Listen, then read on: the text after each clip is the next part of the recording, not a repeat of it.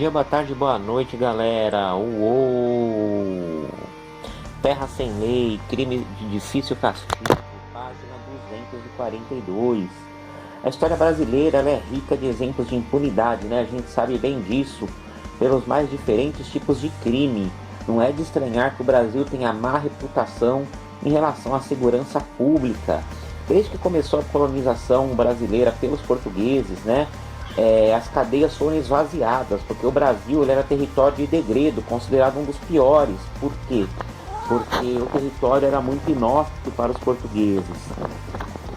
Então foram mandados para cá homicidas, ladrões, bígamos, blasfemos, hereges, sequestradores, estupradores, contrabandistas ou mesmo gente considerada vadios. Eles tinham que aqui defender o território, produzir riquezas e poderiam viver em liberdade, coisas que não tinham em Portugal.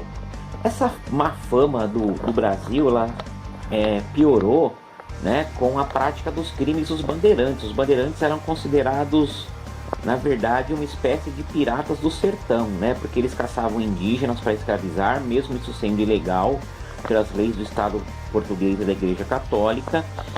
E mesmo assim, né, eles escravizavam os indígenas, compravam, vendiam, e a maioria dos portugueses dos bandeirantes era filho de mulheres indígenas com homens portugueses, né? Bandeirantes famosos como Manuel Preto, Raposo Tavares, Fernão Dias, Borba Gato, Anhanguera, Domingos Jorge Velho, né? Receberam várias homenagens do estado de São Paulo, mas eram pessoas brutais, praticavam crimes bárbaros. Os bandeirantes são responsabilizados pela captura ou morte de cerca de 500 mil indígenas nos séculos 16 e 17. Eles se tornaram poderosos e respeitados, né? Só que não se tem notícia nenhuma de que eles tenham sofrido condenações ou que foram punidos pelos seus desrespeito às leis, né? Pelo contrário, né? O governo português sempre que precisava contava com o trabalho dos bandeirantes, né? Inclusive foram os bandeirantes que lutaram contra os holandeses e também que destruíram o Quilombo dos Palmares, né? Com a descoberta de ouro e pedras preciosas, o bandeirantismo entrou em declínio. Eles foram resgatados do esquecimento no início do século XX, porque o estado de São Paulo estava querendo construir o seu passado, porque a história ela é construída, e para isso buscou como heróis a figura dos bandeirantes, né? Atribuindo-lhes uma responsabilidade pelo alargamento dos limites territoriais do período colonial. Outra forma de violência bastante comum está relacionada à escravidão. Uma vez que os negros africanos não tinham nenhum direito, toda a violência que se cometesse contra eles por parte dos feitores ou qualquer branco era considerado normal, porque os escravizados não eram nem considerados gente, eles eram considerados coisas, eles eram considerados propriedades de um senhor. Todo tipo de reação dos negros contra a violência que sofriam era punida brutalmente, até mesmo com a morte. Sabendo disso, muitos escravos que se revoltavam resistiam até as últimas consequências. No século XIX, a imprensa trazia com frequência notícias sobre homicídios praticados por escravizados contra os seus senhores, né? Já ao contrário disso, era bem raro.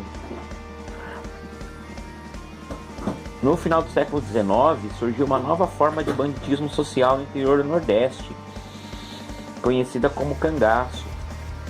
A palavra significa andar debaixo da canga, que é uma peça que prende os bois ao carro de transporte. Designava, né, de começo, os vaqueiros que agiam em defesa dos interesses dos criadores de gado. Esses fazendeiros andavam fortemente armados em grupos, né, e resolviam suas disputas políticas ou pessoais na base da bala, né, com exércitos particulares, especialmente nas áreas mais pobres do Nordeste.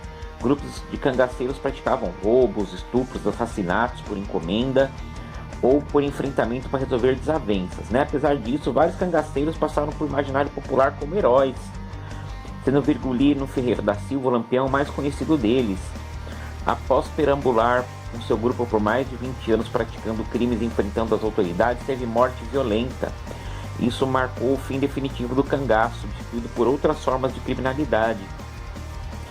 Muito se fala do Lampião como herói, provavelmente por causa da ausência do Estado nas regiões mais pobres, como acontece muitas vezes hoje no Rio de Janeiro em relação aos traficantes, né? Nós vimos no documentário